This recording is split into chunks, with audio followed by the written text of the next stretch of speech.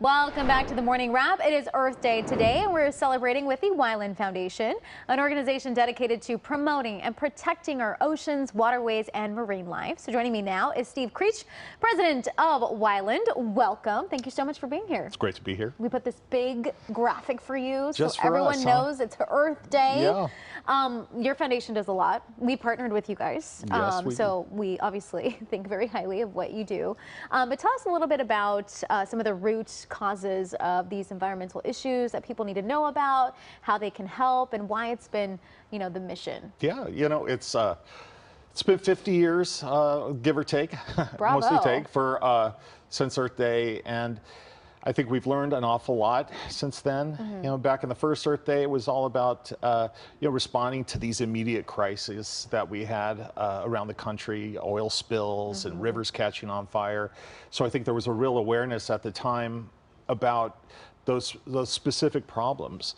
But over time, we have Earth Day to do a check-in to see how we're doing with our environment and how we're consuming resources, and how we're taking care of things.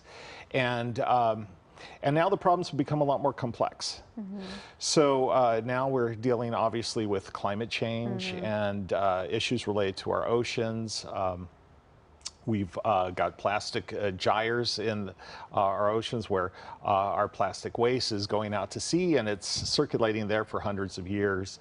So we have a lot of problems. And usually when you're talking with an environmentalist, there's a lot of gloom and doom. And we do have to reconcile and deal with the problems. We have to do things better. We have to manage our resources. And looking back in the first Earth Day, it was said that we used all of the resources on Earth and just enough for the Earth to manage and adapt to all the resources that we use. And now I think that we would need about 2 Earths to be able to deal with all the resources that we need and there. But when we talk about the oceans, which is what the Wyland Foundation is very focused on, we're talking about a resource that many people live far away from. They don't deal with it on a regular basis. In fact, if you don't live on the coast, you may spend your whole day or your whole week without really giving any thought to the ocean.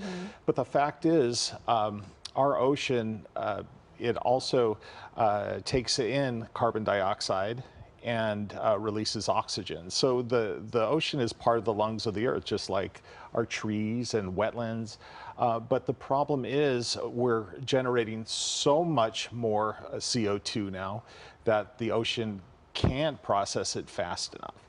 So what happens then is we start having issues like ocean acidification, and we have an issue right now with one of the world's biggest coral bleaching events.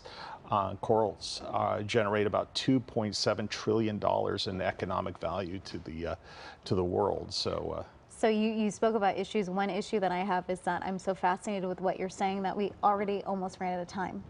So oh, no. I just want to know where people can go to help out the foundation and just let people know that before we go off air. Sure, you can go to wylandfoundation.org and you can learn about ways that you can get involved in saving our planet. We do have the One Project Earth Month Challenge going on all month, and that's where you go to Wyland Foundation, my volunteer water project. You do one project, and we're giving away tickets to the Beach Life Festival, and you can win Wyland art, all sorts of great things. Take care of the planet, Thank please. you so much. Yes, please take care of the planet. You're the best. Thank you for being here. I really appreciate it.